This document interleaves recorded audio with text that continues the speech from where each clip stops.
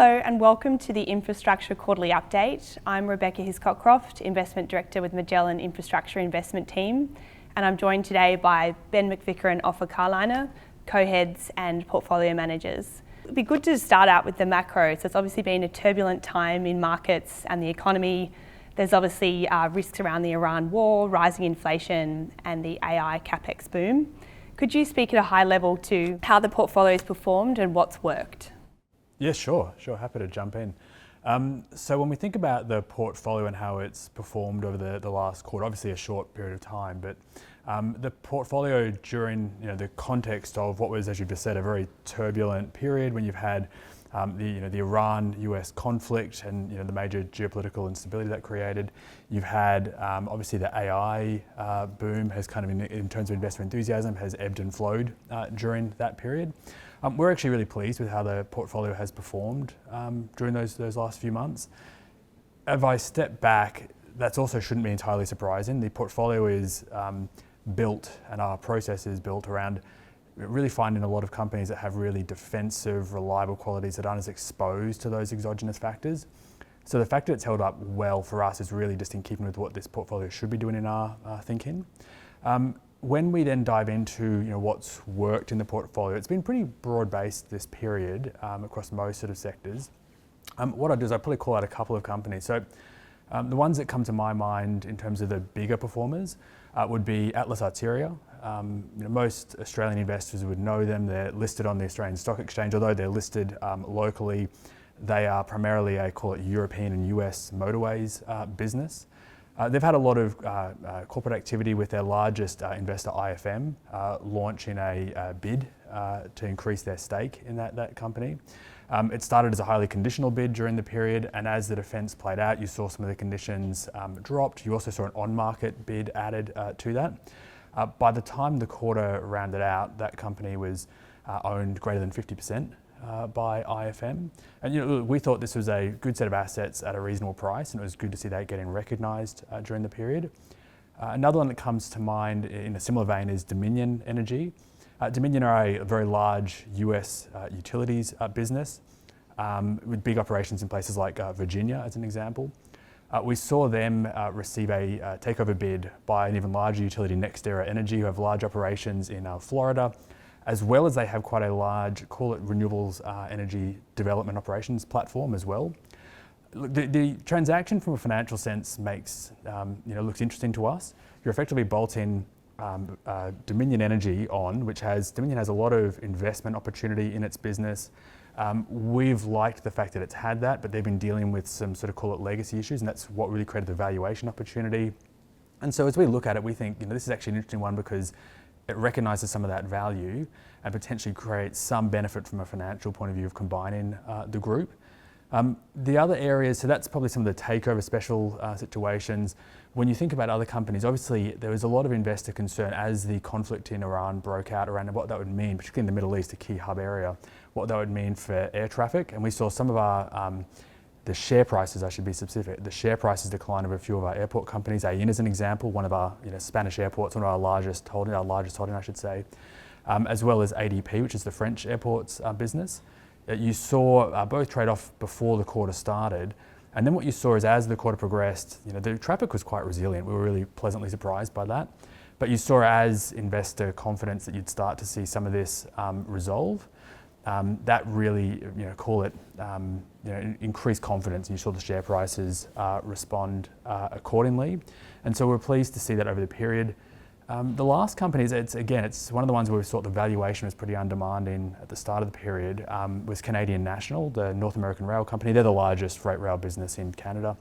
What we saw over the period was, I'd say that the business was overall doing what we expected it to do, but probably just a bit better than that. You saw the volumes coming in during the period, a bit ahead of management guidance, a bit ahead of where we had them. But it's important because they've had a tough period, and for them to now be delivering, you're seeing the investor recognition of that come through. You've also seen a favourable trucking market for them as well. So again, helping that dynamic. So there's not one thing driving outcomes over the period, but a number of the companies who have held positions in have performed well over that period. Oh, that's really interesting, thank you. So I know we've spoken obviously about the drivers that have worked. I'm also interested to hear about what hasn't worked. Can you speak a bit to what hasn't gone in your favour, say, including at a stock level? Yeah, sure. If I was to call out one sector that hasn't worked over the last quarter, that would be our communications infrastructure investments. As a reminder, what these are towers businesses, so effectively they're mobile phone towers. We've got a number of different holdings both in North America as well as Europe. And some of these businesses, we think the opportunity there is pretty attractive, but what we effectively saw over the quarter was the businesses did what we expected them to do from an operating point of view, but the share prices came down. So if anything, they look more attractive to us now. So what's happened? Well, as I said, nothing's fundamentally shifted. The things we think about is, one, obviously with the Iran and therefore energy crisis, that created concerns with investors around inflation. These companies tend to be a little bit more sensitive to rates and inflation. The way their economics work, we've tended to find that investors are a little bit more sensitive, and you see them a bit more in share price terms, a bit more responsive. It hasn't affected the underlying cash flows, but that was one reason they might have fallen. The other thing we saw as well, and this is tangential, but it all comes into it, is we saw obviously a lot of conversation in global markets around the US listing of SpaceX. They have a part of their growth engine is their constellation satellites business, and there's ongoing discussions around how they might try to increase their penetration into the mobile phone market through various opportunities there. We don't think, we've done, as you'd imagine, extensive analysis on this. We don't see any significant risk they get disrupted out of the market. We see significant technical barriers, and if anything, we see these services as complementary, not competitive, but they compete very much at the margin. So as we look back, we're not looking to make any changes to those positions. We think they continue to represent very good opportunities, and we're optimistic on them on the years ahead. No, great. That's good to hear. Thank you. And Ofer, I'm interested to hear from you. There's increasing talk in the market about an AI bubble. So how does this impact the portfolio? And can you talk me through the decision not to invest in data centres and any risks around that? Sure. The most obvious manifestation of AI within the infrastructure world is actually increasing demand for power and connections to data centres. So to the extent, we're seeing a lot of data centres requesting connections and needing power. That means more capex for, in particular, integrated utilities in the US, as well as transmission operators to a lesser degree. Capex is actually good for these companies. It means you invest capital, you get a fair return on that capital. So it's actually a growth engine, one of the key growth engines for these companies. Interestingly, to the extent that there is a shakeout in the AI industry, these companies are very well protected. So to the extent you've actually spent capital, you're effectively guaranteed a return on that capital. So very little risk to the invested capital. What we expect to see is a slowdown in the growth. We won't see growth go backwards, or very, very unlikely, because even though this is driving additional growth, there's still a myriad of other projects that they're looking to invest in, things like renewables, grid hardening, increasing electrification, that need investment. So ultimately we'll continue to see growth at a slightly slower pace. It also means, because of a very tight definition, we avoid those companies like the merchant generators who are very much exposed to the power price. So if there's a shakeout, very similar to what we saw last year with the DeepSeek R1 model, where there's an expectation of more efficiency and less power demand from AI models. Those companies trade off very significantly off the back of that because they're exposed to the power price.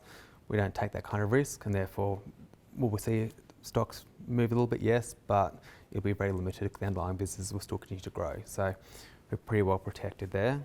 On the data centre piece, we've looked at this and tested this a number of times, probably 3 or 4 times over the last few years. The question for us is really, what's the duration of the cash flows and how confident are we in those cash flows? As we assess it, we can tend to think they're more like industrial property than infrastructure. There's probably 3 key reasons for this. First of all, it's just the moat and sustainable competitive advantage. Like, there are some data centres that almost certainly we would consider to be infrastructure that have a sustainable competitive advantage, even occasionally some clusters of these data centres. Think of a data centre next to a stock exchange, for example. The problem is finding a portfolio of those on a listed market. It's very difficult. So by and large, you're competing with other data centres that makes over the long term. So we have a bow wave of demand right now, but if demand slows, then clearly you're effectively selling a commodity. So the duration of that is questionable. There's a huge capex cycle as well, a lot of spending going on from these companies, and there's also a lot of variability in the underlying contract structures. So to the extent you have these long duration contracts, and we've seen a few of these sort of 15-year contracts, we think those are quite good, but you also have sort of 3, 6, 8-year contracts. So the duration of certainty of cash flow is a lot more limited. Even when you have those 15-year contracts, they tend to be with hyperscalers. Now hyperscalers are also building their own data centers, so your biggest customer is also your biggest competitor. So if we see a shakeout in the AI industry, at the end of those contracts, what happens? Well, they're probably going to retreat back to their own data centers first, or at the very least, they're going to have enormous pricing power. So again, the duration of that cash flow stream, the confidence in that cash flow is questionable, and tied to that as well is what I spoke about before in technological risk, and again, the DeepSeek R1 model was an example of that. So we aren't certain around the technological development from here, and there could be a lot of different things that come up that actually mean the demand for data centers as it's currently expected actually is not, or doesn't manifest in the way we expect. And again, to the extent that happens, we expect a significant pullback. You're in competition with other data center providers, and therefore you don't have certainty of the cash flow over the long term. So again, that's critical for us in the way we invest. Yeah, absolutely, that makes sense. And I think what we've talked through so far today is just that we are actually coming out of a period of significant volatility. So if we're looking forward for the next 12 months, what is the outlook for the portfolio from your perspective? Yeah, again, Ben's spoken about this and you've touched on it. It has been quite a volatile period, probably the last 18 months since Trump was elected, really. Our base case going forward is firstly the Iran war is probably likely to reach some sort of sustainable agreement going forward. Ultimately, it's very clear the US wants a long-term agreement. Having won on the battlefield, they still capitulate to a lot of Iran's requests, and despite additional provocations from Iran, they continue to try and seek a deal. That tells us they want this resolved. Ultimately, what that means is lower inflation over the medium longer term. So as oil prices come in, they already have come in, but continue to come in, and as that works its way through the system, it will take some time to work its way through the system, inflation and inflation expectations should come in. The second order effect of that is long-term rates will likely come in as well.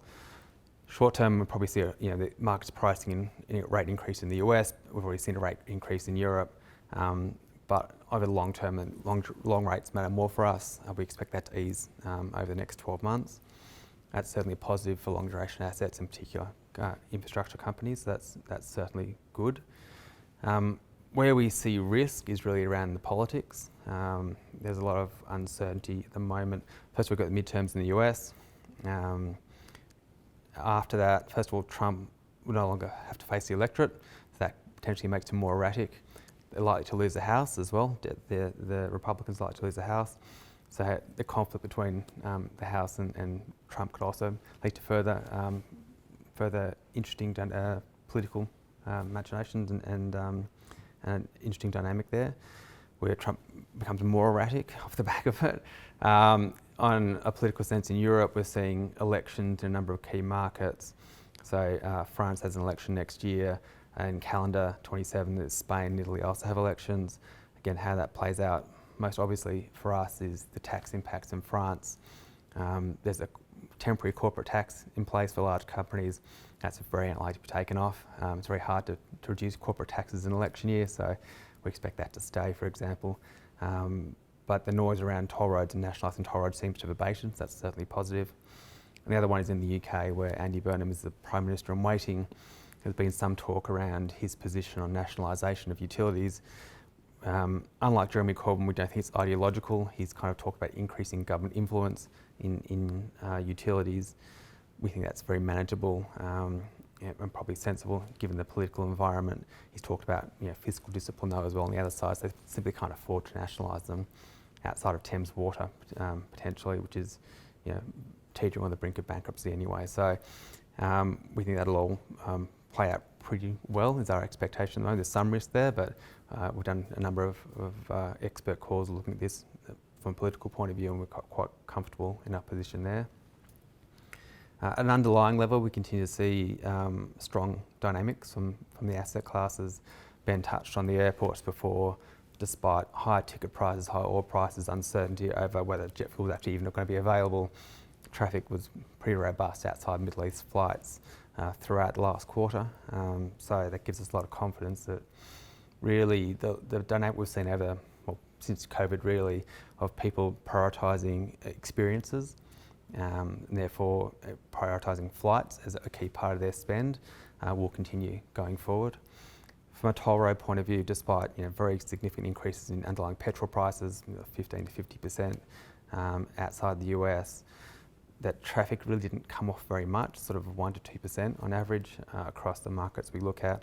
The US, other than markets which had weather or construction impacts, were actually quite strong in the period. So again, that kind of gives us a lot of confidence in the outlook going forward. And the utility capex cycle continues to grow, not just in the electric side due to data centres, but things like UK Water has a huge capex runway to spend. Again, that helps grow earnings over the medium to long term. So we're very confident over the next 12 months and indeed over the long and medium term to achieve our kind of target returns of CPI plus 5 and more over the period.